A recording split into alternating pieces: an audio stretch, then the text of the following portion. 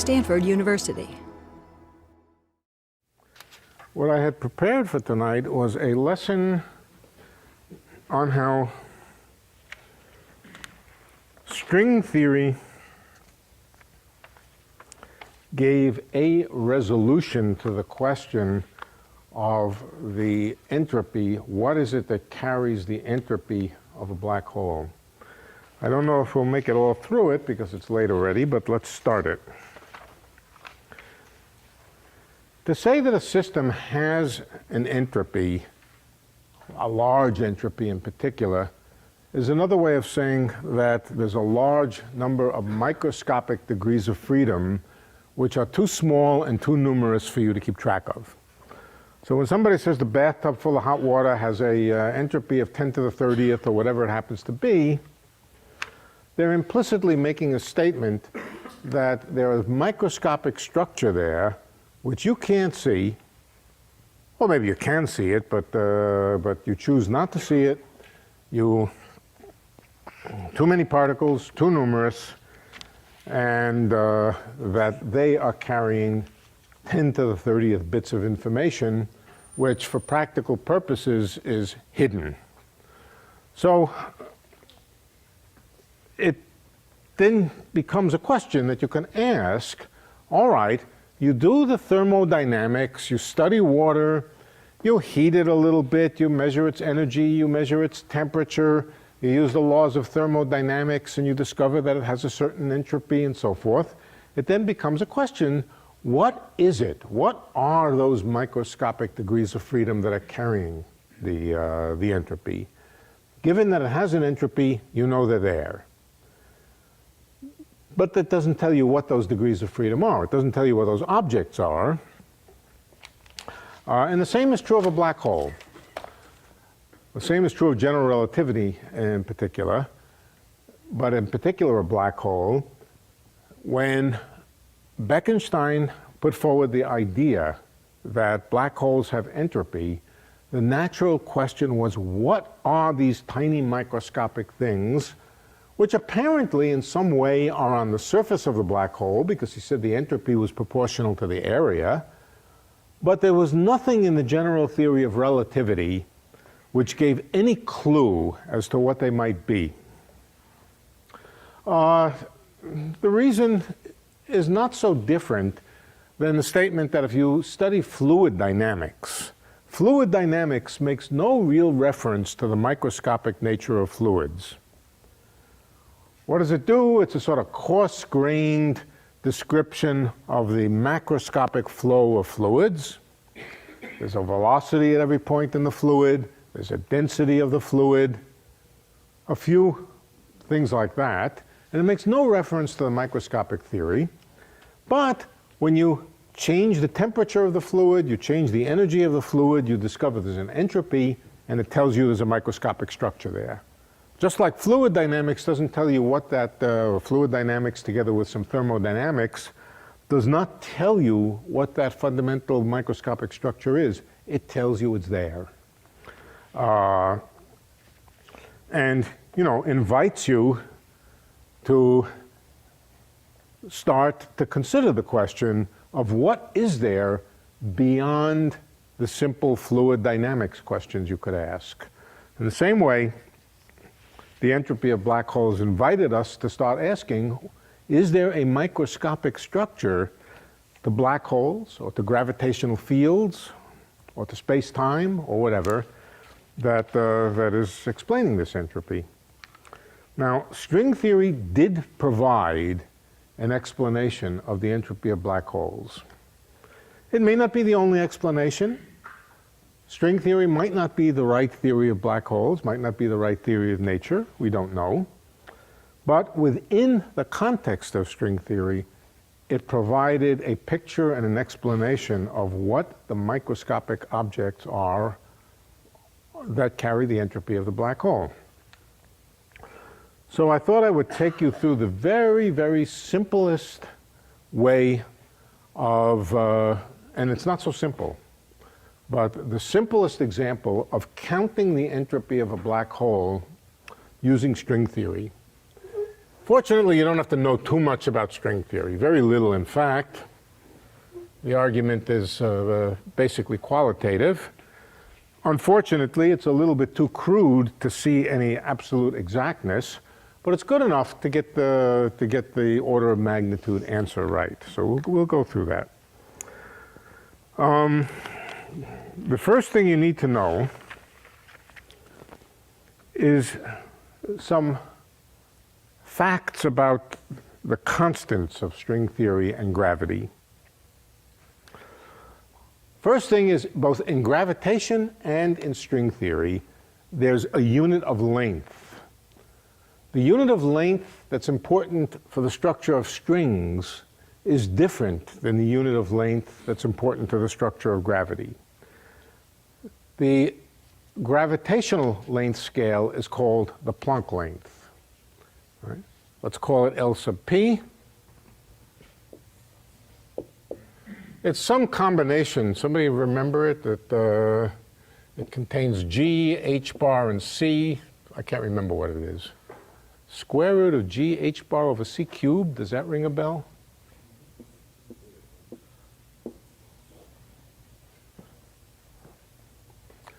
That sounds right. That's the Planck length, 10 to the minus 33 centimeters, very, very small. We're going to work with units in which h bar equals c equals 1. So in those units, g, or the square root of g, is just the Planck length. That's all it is. Newton's constant in units like this, the square root of it is the Planck length. Or to write it another way, the Planck length squared is Newton's constant. Now, Newton's constant has another meaning, of course. Newton's constant is the constant of gravitation, tells you the force law between massive objects. We'll come back to this in a minute. Main point now is that Newton's constant has units of area. That's why we say that the entropy of a black hole is its area measured in Planck units.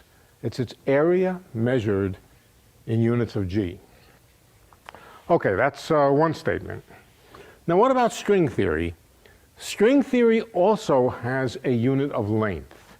It's not the Planck length, and I'll tell you what it is. If you were to take a typical string in string theory, heat it up, you would find out that it wiggles all over the place. But you would find out that if you looked at it through a microscope, that the size of the wiggles would be of a particular characteristic size scale.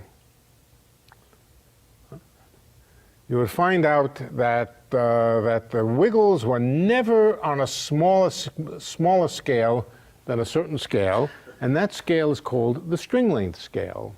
It's not terribly important exactly how it's defined. It is, roughly speaking, it's the size of an oscillating string if it has one unit of oscillation. So it's a certain length scale that goes into string theory. It has to do with the wiggliness of strings and the length scale along which it wiggles. But whatever it is, it's called L string. All right, so there's something called L string.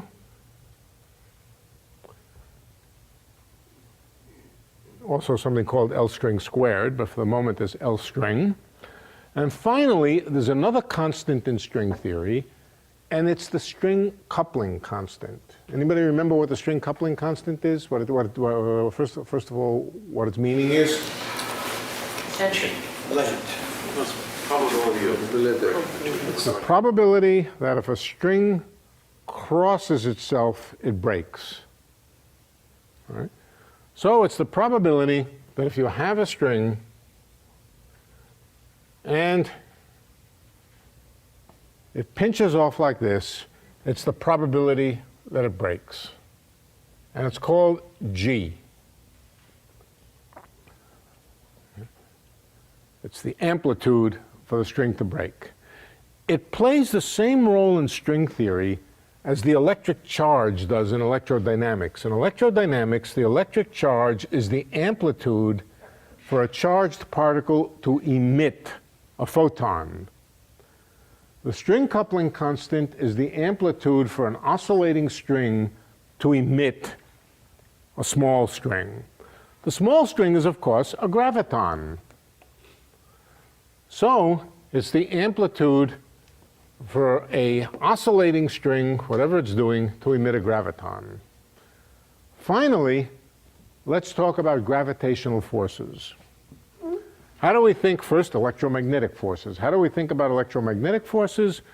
We draw a Feynman diagram and a photon is exchanged. Now, this should be taken with a little bit of a grain of salt. It's not exactly really a photon being shot from one charged particle to another, but the diagram has some real meaning. There is an emission of a photon over here. The amplitude for that is E, the electric charge, and there's an absorption of a photon over here, another factor of electric charge. Two factors of electric charge. The meaning of that, in common language, is that the force between two charged particles caused by the photon is proportional to the product of the two charges. One for emission, one for absorption. Well, what about gravity? If gravity is controlled by string theory, then the analogous thing would be two objects, both of which are made out of string. Everything is made out of string in string theory.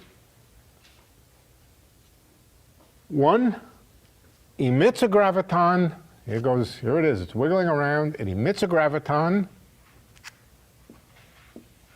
The amplitude for that is G. The graviton goes over to this side here and reconnects with that. In string theory, that is the source of the gravitational interaction between two objects. It's analogous to the Feynman diagram of electrodynamics. And the main point is that the force between two massive objects is proportional to the square of the string coupling constant. One for absorption, one for emission. It also contains, incidentally, the product of the masses of the object and the distance between them squared, but that's not so important. The important thing is that this g squared appears in the force law. Well, there's another object that sometimes appears in the force law. It's not little g squared. What is it? It's big G. The usual Newtonian force, you put big G, not big G squared, but little g. So it sounds very much like little g squared must be big G. But that's not quite true because they have different dimensions. Big G has units of length squared. Little g, that's just a probability. It's the probability that two strings will separate. Probabilities are dimensionless, have no dimensions at all. So it must be that little g squared must be connected to big G by something that carries dimensions. What's the units of big G again? Length squared. What's the probability of little g? Right. What goes here is the string length squared. Now it's dimensionally consistent. Now it's dimensionally consistent. Area on one side, area on the other. But it's also true that the Planck length squared is L Planck squared. So we've just derived the relationship between the Planck length, the string length, and the coupling constant. Removing the square root, it's the coupling constant times the string length is equal to the Planck length. Now, typically, we imagine that G is a small number, that the probability for strings breaking up is a small number. If it's a big number, we don't even know how to get started in doing string theory. We typically think of it as a small number, and so the Planck length is typically a small fraction of the string length. But that's, we just keep that in mind. This is one of our basic equations. L Planck squared is the Newton constant, and L Planck is equal to the string coupling constant times the string length scale. These are two important equations. Write them down, because if we don't get through this derivation, well, we may get through it tonight. We may. All right, that's one set of facts, one fact. No, actually, there's two facts there. Excuse me, did you say that G, I'm trying to figure if G is greater or less than 1, or? Little g is usually less than 1. Yeah. So that means that the string scale is typically bigger than the Planck scale. In general, the Planck scale is the smallest scale that you wind up thinking about. String scale can be bigger. Okay. Next, entropy. Let's start with entropy of black holes.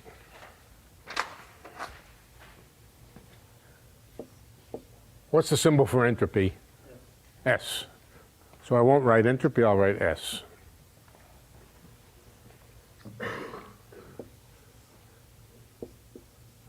What's pH stand for? You sure it isn't Bekenstein-Hawking? Okay. S black hole is equal to. Now, we're not going to worry very much about the numerical constants. First of all, it's equal to the area of the horizon divided by G. Does that make sense? Is this dimensionally consistent? Sure. Area has units of area, and G has units of area. There's a 4 in there, but we're not going to worry about the 4. That's, all right, another way we could write it is to remember that the area is proportional to the square of the Schwarzschild radius divided by G. And the Schwarzschild radius is 2mg. So this becomes proportional to m squared g squared. mg is the radius, m squared g squared is the area. And now we can factor out a g. So the entropy of a black hole is the mass squared times Newton's constant. But it's also the mass squared times the Planck length squared. All of these are the same thing. Mass squared times Planck length squared, that comes from here. All right? So that's the black hole entropy. Now let's think about a string. Imagine that we have a string, a little string, a little one, a graviton. But now we hit it hard. We hit it hard and we give it a lot of energy. We heat it up. How do we heat it up? By bombarding it with a lot of particles, or just putting it in a frying pan, or boiling it, whatever we do with it. We pump a lot of energy into it. What happens when we pump a lot of energy into it? It starts to vibrate, it starts to oscillate, and typically, unless we do it in an especially careful way, it'll form a big tangle of string. There it is, all over the place. If we heat it up, that's about what we'll get. It's like a big ball. You know, if you go fishing, you remember what your reel looks like after, you know, the big tangled mess. Big tangled messes have entropy. They have entropy just because there are many, many tangles which are hard to tell apart. What's the entropy? The entropy of a thing is the number of configurations which are hard to tell apart, which are too hard to tell apart because the pieces are too small and numerous. Right? So a string, a vibrating string like this also has entropy. Let's try to guess. Let's try to guess what the entropy of a vibrating string is. To do that, I'm going to make a model. A very, very simple model of a string. It's an oversimplification. It gives the right answer. It's certainly an oversimplification, but qualitatively it's the right picture. And here's the idea. Instead of thinking of string theory in ordinary space, let's imagine that space is replaced by a lattice. A cubic lattice that looks like that. And then what is a string? A string is a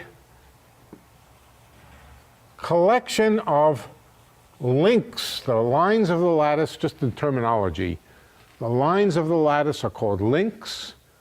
The nodes are called sites, S-I-T-E, sites, links. The squares, you know what the fancy name for the squares of a lattice are? The plaquettes. The plaquettes. But we're not going to have anything to do with plaquettes. All right. So there's the links of the lattice, and a string would be a connected set of links. In other words, a line or a curve through space is replaced by a sequence of links. The links can go back over themselves. No rule that says the link can't go back over itself, but we follow it. And let's say we follow it from beginning to end. Imagine now a big jumbled string, kind of random walking string. How many configurations of it are there? All right, let's start at one end. We're going to ignore the question of whether it's a closed or open string. It doesn't matter for this purposes. You get the same answer pretty much. Supposing you start at one end, how many possibilities are there? I've drawn a two-dimensional world. If it were a three-dimensional world, we would have a lattice coming out of the blackboard. If it were a four-dimensional world, but the basic picture would be the same. Okay, let's work with a two-dimensional world for simplicity. How many ways are there of starting out? 4.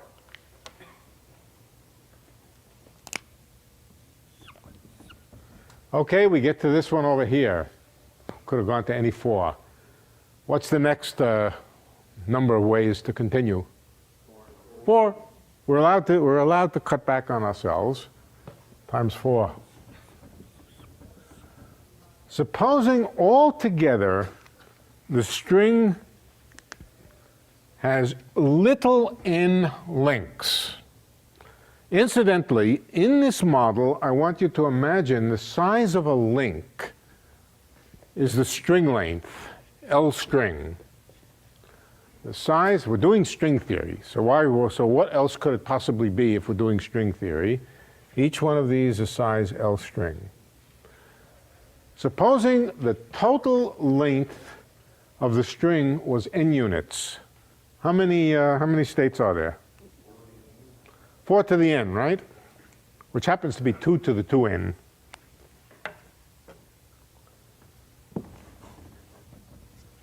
Let's just write 4 to the n. Supposing it was a 3-dimensional lattice, what would it be? 6 to the n. It doesn't, whatever it is, it's some ordinary number to the nth power. Supposing it was a lattice which wasn't a cubic lattice, but was a hexagonal close pack lattice or some other ridiculous lattice, the number would still be some number to the nth power. Right? Now, what is the definition of the entropy? That's how many random states, and in fact, it's an interesting fact. Of course, some of them are very special. There's the one state which is just a straight line. That's a pretty rare possibility. The chances that you would get a straight line are pretty remote, 1 out of 4 to the n, if n is large. If you run this on a computer and just random, get a random number generator and just start generating string configurations, and n is relatively large, let's say 100, they'll all look about the same. They'll form a ball or a random walking stuff. They'll all look about the same. The chances that you will get a untypical looking string are very, very small. With 100 links, boy, they really look very similar. So that means that the number of states which are all similar to each other, hard to tell apart, is 4 to the n. What's the entropy of that? N log 4, right? The entropy is by definition a logarithm of the number of, let's call them, macroscopically indistinguishable states. So now we know the entropy of a random string. Let's put it over here. S string is equal to the number of links times logarithm of 4 or some ordinary number. Let's not worry about logarithm of 4. It's proportional to the number of links of the string. In other words, it's proportional to the length of the string. But n is dimensionless. It's just an integer. Length is dimensional, as units of whatever units are. So how do I make this, well, let's see, what am I writing? Oh, no, this is correct. This is correct. This is correct. But there's another way that we can write this. Supposing the length of the string, and by the length of the string I mean following it around, is L. L is the length of the string. How many little links does it have? Well, n, I know, but what is n? The question is, what is n? L over L string, right? That's n. The total length of the string divided up into these little unit string lengths, that's n. So we can also write that the entropy of a string is its length divided by divided by L string.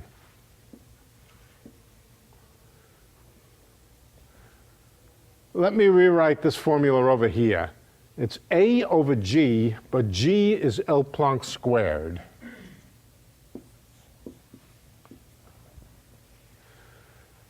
There's something both similar and totally different about these formulas. Area is replaced by length. L Planck squared is replaced by L string. They are different. They're not the same. They contain different powers. This is linear in the length. This is quadratic in the size of the thing. Contains L string downstairs. This one contains L Planck downstairs. But there is some similarity, but they are different. Now, let's rewrite it another way. In string theory, each one of these little links has a mass.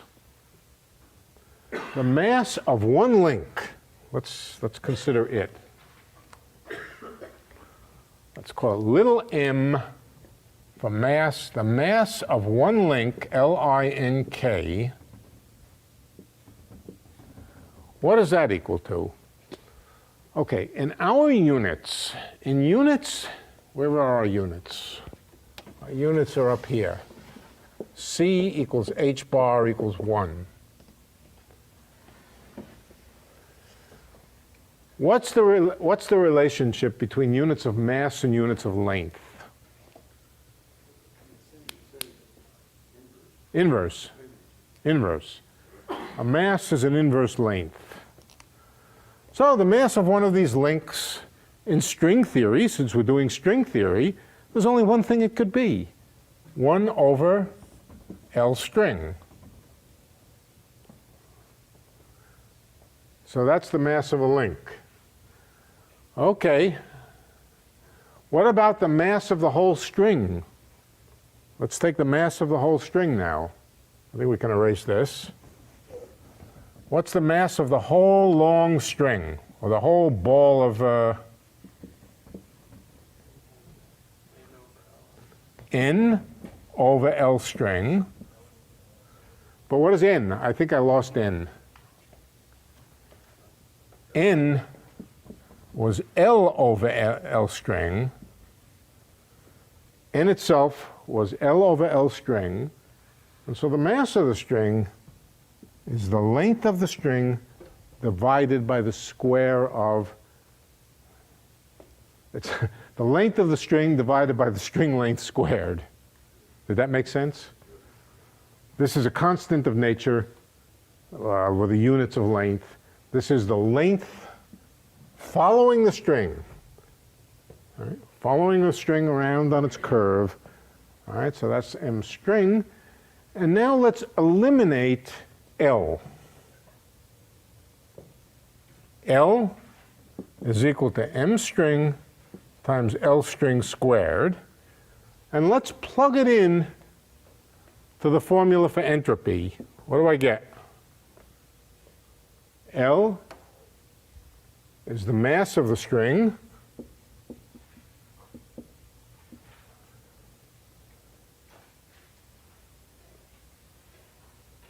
times L string, right? Did I get it right? I got it right. Or the mass of the, let's not even call it the mass of the string, the mass of the whole thing, whatever it is. In string theory, strings can be anything. You're a string, I'm a string. Right? A star is a string, or a collection of strings. So again, we see something else that's sort of similar. The entropy of the string, or the entropy of the black hole, is the square of the mass times the Planck length squared. The entropy of a string is the mass of the string times the string length. There's a pattern here. There's a pattern here. It's the wrong pattern. It's not the pattern we want. Because after all, what we'd really like to say is this big ball of tangled string is a black hole. Why not? I mean, you know, you take two strings, you collide them together with a terrific force, you make a big jumble of string. What could it possibly be? It must be a black hole. But it's not working. It's not working. Something's wrong. Not working. But it's almost working. Well, not almost working, but it's working. Some pattern is right. Let's take a little break. I need a break. You're going to leave us in suspense? No, I don't know if we'll get there tonight. I'm not sure, but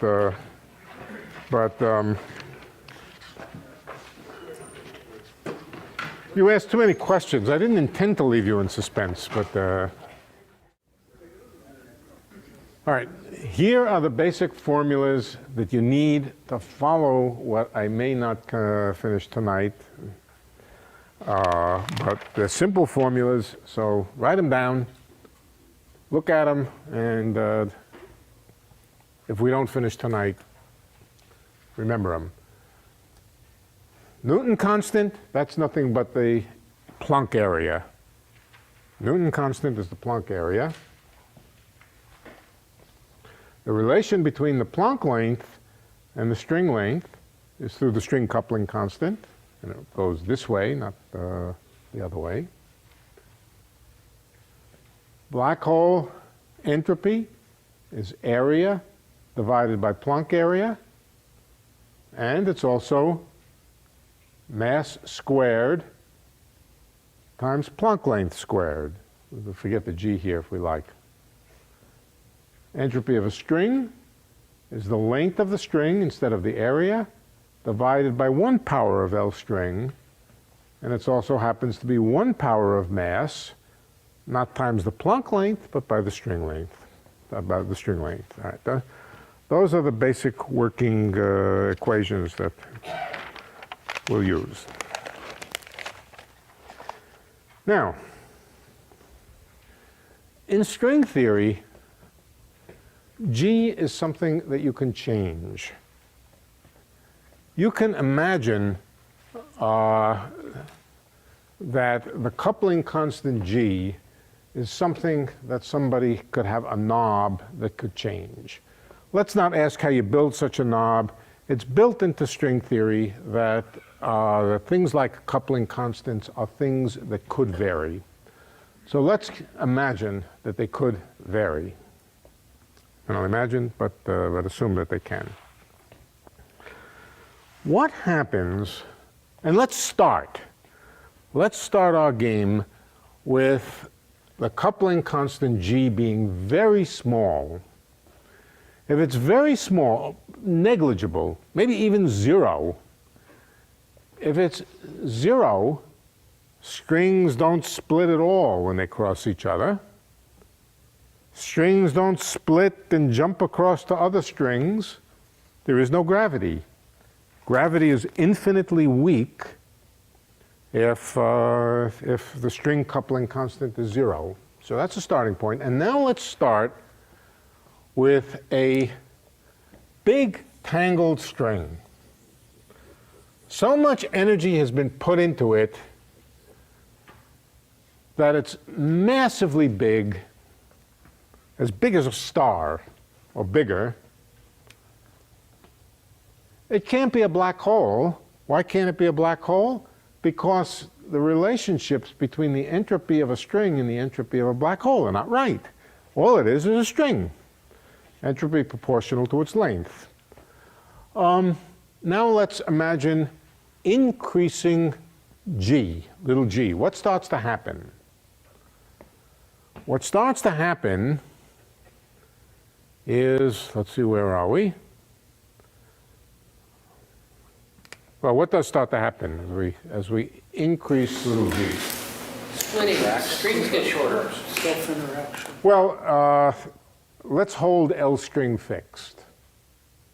It's convenient to work in units in which L string is held fixed. So if G gets bigger, L Planck gets bigger, but that's another way of saying that the gravitational coupling constant gets bigger. That's not too surprising. If we increase G, it means little strings can break off. If they can break off, they can jump across, and gravitation becomes important. So as little g starts to increase, gravity starts to become important. What happens to this thing as gravity starts to become important? Gravity starts to pull it together. It pulls it together, shrinks the size of it. What happens to the energy of it, incidentally? Does it increase or decrease?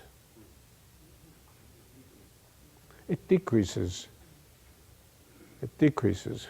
That's because the gravitational attraction, the potential energy is negative, and when it gets pulled together, it lowers the energy.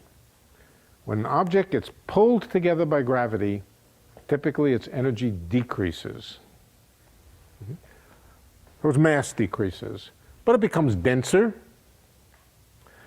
And at some point, just like any other object, if you squeeze it more and more, at some point, its structure will pass its Schwarzschild radius. It'll become smaller than a Schwarzschild radius, and what happens? It becomes a black hole. Okay?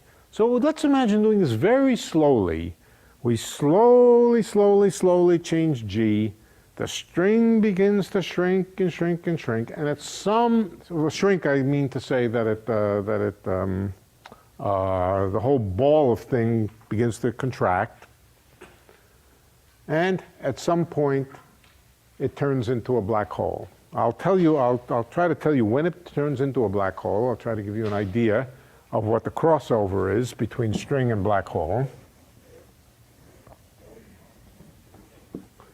So, this end is G equals 0. No gravity. Gravity has not turned on yet.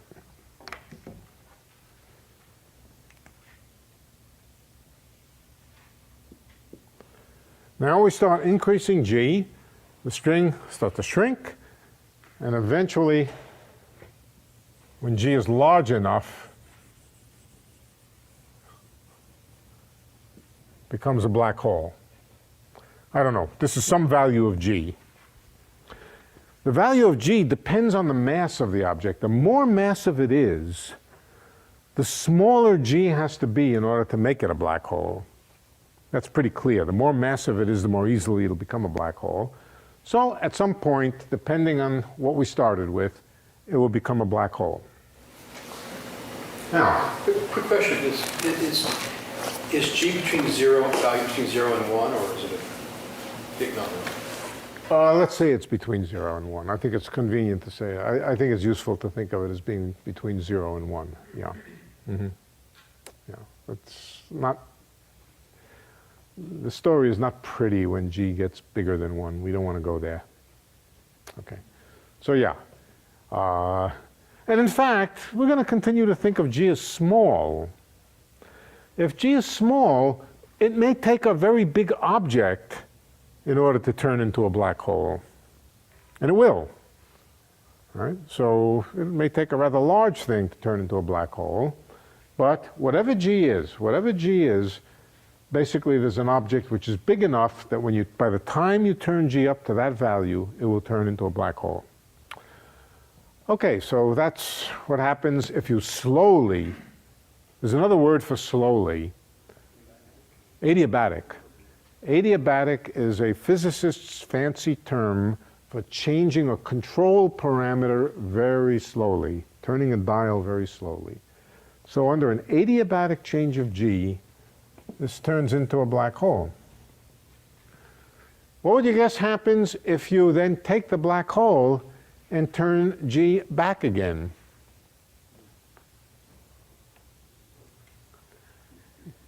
You turn it to be so small that there's not enough gravity to hold the black hole together. What does it become? A ball of string. A ball of string. What else could it be? What else could it be? Everything is a ball of string when you turn off gravity. And so it also goes this way. Now, there's actually a technical point here. It's a technical point about the relative entropy of a single string and many strings with the same total amount of mass. You might think, well, when you go back again, perhaps it doesn't turn into a single string, perhaps it turns into 3 disconnected pieces of string, or 100,000 disconnected pieces of string. No, there is a technical point about counting the number of states of strings, and the answer is there are many, many more states of a single string than there are of multiple strings. That's a little bit counterintuitive. You might have thought if I have 2 strings of the same mass, you take a certain amount of mass and you divide it up into 10 strings, how many configurations are there relative to if you took the whole mass and made one big string out of it? There are many more configurations of one string. That's surprising, and it's a fact. So the most likely thing that you'll get when you go back is another single string. And so you can imagine somebody with this dial turning it one way, string becomes black hole. Turning it back again, black hole becomes string, and so forth. Now, what happens to the stringy stuff when you turn it to a black hole? Does the string disappear? Does it get sucked into the black hole? We're watching this thing from the outside. It's inside the horizon, it's inside the It's horizon. not even, but if we're watching it from the outside, nothing ever crosses the horizon. So the answer is it's not inside the black hole. It's on the horizon or near the horizon of the black hole. Here it is.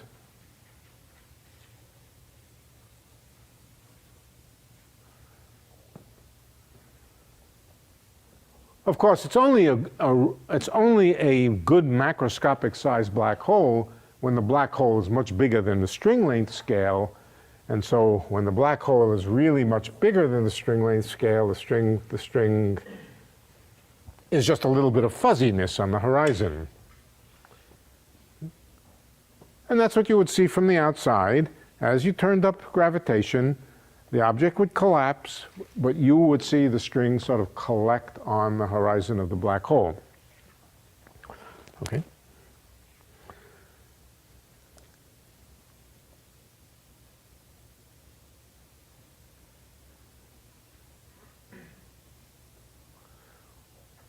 let's think about black holes of different size relative to the string length scale.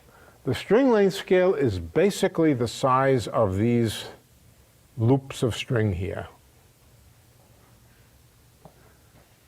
Let's imagine a smaller black hole. Here's a smaller black hole, and here's the loops of string. Do you think it makes sense to think about a black hole which is itself much smaller than the lengths of the loops of string which make up the black hole? Well, there's no way you can answer that than to know a little bit more about string theory than we've talked about. But the answer is no. The point at which the Schwarzschild radius gets as small as the loops of string, that's the transition point. All right. So if you imagined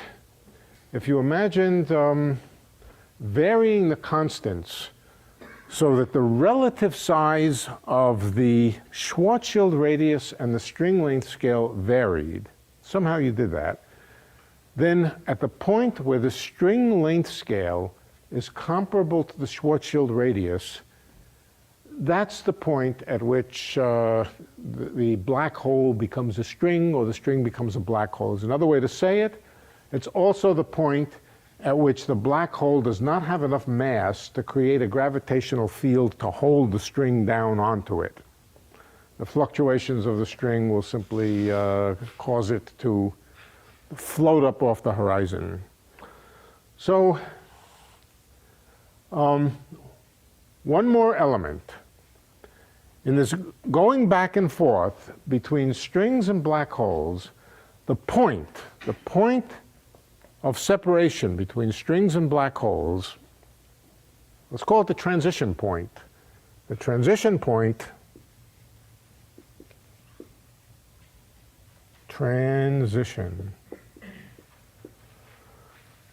is when the Schwarzschild radius,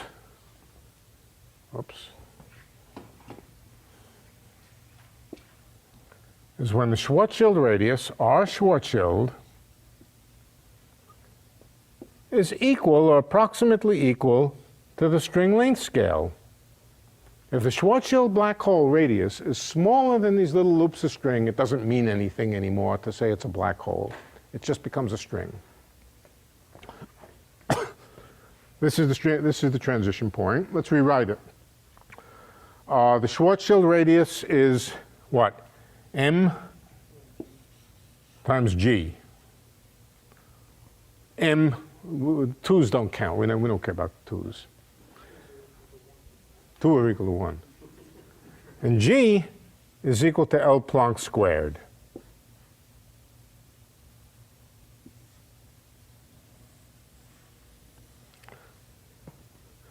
Actually, we can go one step further, can't we? We can relate L Planck to L string. Let's see, which way shall we do this? Let's get rid of L Planck in this formula here. So this would be, yeah. Let's rewrite this. M times L Planck squared, that's G squared, L string squared, is L string. Let's go back over what I did. I'm just going to do it again for you. Do the steps again. Schwarzschild radius equals L string. Schwarzschild radius is mg equals L string. G, that's mass times L Planck squared equals L string. And now we use that L Planck is G times L string. So this is M Planck, G squared, L string squared equals L string. Did I do that right? Yeah. I think we can cancel something here, can't we? Equals 1.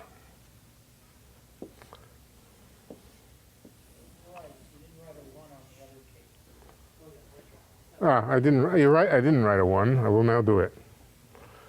Okay, so let's see what that means. For a given mass, as you start to decrease the coupling constant g, this quantity here will eventually go down to about 1, and then that's the point at which the transition between strings and black holes takes place. All right, so we need to know this equation here. Somewhere there you wrote that the entropies are equal. Of what? You wrote mLP squared, I thought, was equal to LS. Well, so far I haven't even talked about entropy. I mean, I talked about entropy earlier. No, but I think that you have m squared LP squared, and if you factor out m from that, you get the lower equation. So Which one, this one? It looks like the entropies will be equated. It's true. We're going to, yep. I just want to lay down all the equations for you. We're not going to finish it tonight, and then I want you to go and study those equations. Remind yourselves about that, and then we're going to put them together. We're going to put them together, and out of them, we're going to see a derivation of the entropy of a black hole. Coming from the entropy of strings, we're basically going to derive this formula from this formula. String theory derives black hole entropy. Okay, there's one more element, one more moving part. I'm trying to lay out all the parts. It's in a sense, it's a simple argument. We don't even need an integral, not even a derivative, let alone an integral. But on the other hand, there's some logical pieces there which are kind of intricate. So I'll try to go slowly and spell them out. One more. It's the fact that when you change a system adiabatically, you have a control parameter, coupling constant, a magnetic field, an electric field, and you have some system in it. It could be a box of a container of fluid, gas, and the whole thing is in a huge magnetic field, and you slowly, slowly, slowly vary the magnetic field. What happens to the entropy? It's a constant. It doesn't change. You turn the magnetic field up, all sorts of things happen. The energy changes, the volume might change because the gas might press against all kinds of stuff happens. The one thing that doesn't happen is the entropy doesn't change. This is partly a consequence of something which I've emphasized over and over in these lectures, the conservation of information. Entropy is hidden information.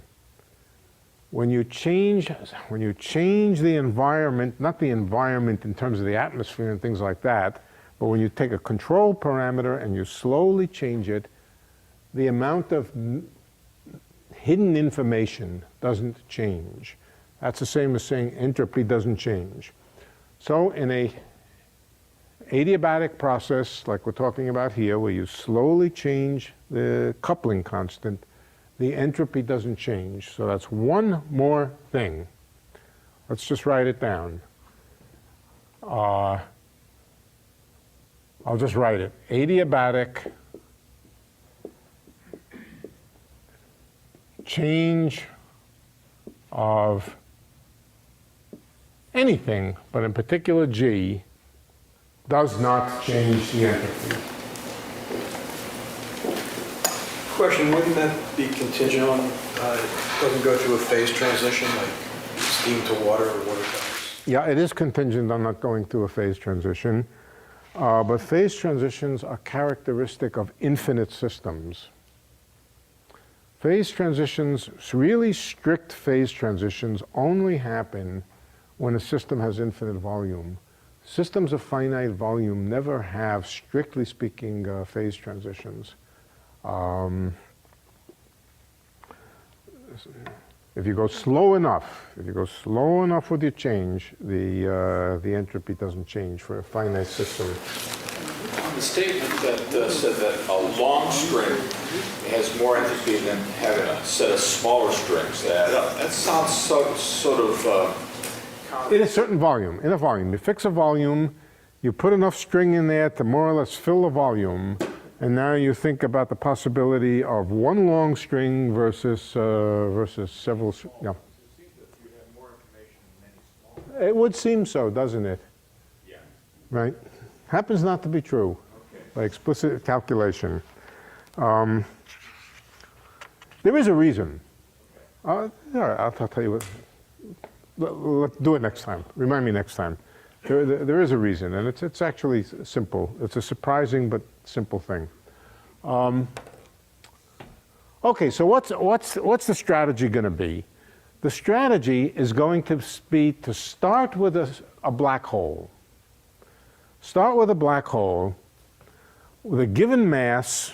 We're going to start with a black hole with a given mass at a given coupling constant. Let's call it m naught and g naught.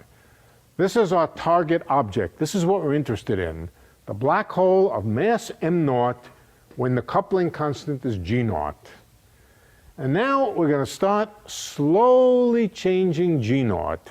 As we slowly change g naught, the character of this object, its mass, its whole structure is going to change.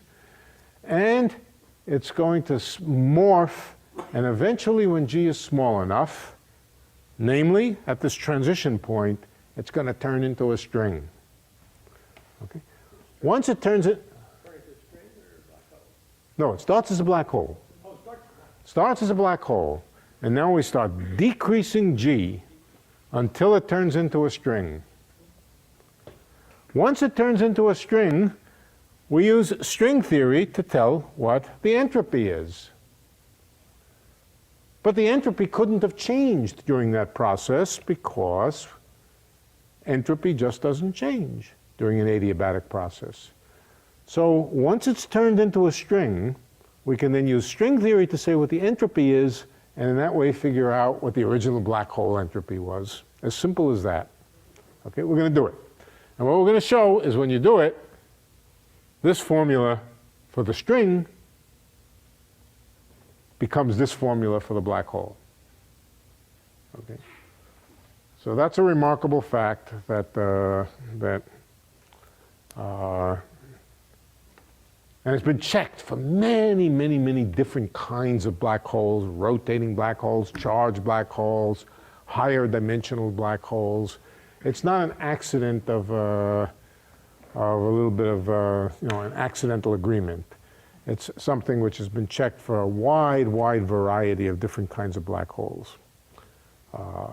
Rotating, not rotating, charged, uncharged, magnetically charged, higher dimensional, you name it. So in that sense, there's a good candidate for the understanding of the entropy of a black hole. And if you like, in some rough and ready sense, it's just the stringy stuff that's trapped near the horizon when the black hole forms. Quick question. Yeah. The string with the greatest entropy is one string. But you The said string of a given length or a given mass. Remember, the mass is proportional to its length. So if you have a given mass of string where you've turned off gravity, in the process of turning off gravity, it became a string. Once it becomes a string, the string that would fill a certain volume of a total mass m, the entropy is greatest for the single string. But you also said that there's a finite probability it may end up being two strings instead of... There's a finite probability it may end up being two strings. And in fact, the answer would not change very much if it were two strings. One string, you get an answer. Two strings, you get a similar answer. It doesn't break up into a lot of strings. If it broke up into a lot of strings, you'd get a very different answer, right? So the statistical counting, I mean, this is a fancy kind of statistical mechanics of counting configurations and saying when you go back and forth, the black hole, which is in a sense the maximum entropy that you could squeeze in a region of space, morphs into the maximum entropy that you can contain on a string. So it's a very interesting logic. And we can carry it out for the simplest case. Beyond the simplest case, it's too hard. But okay, let's. All right, we'll finish this argument next week. For more, please visit us at stanford.edu.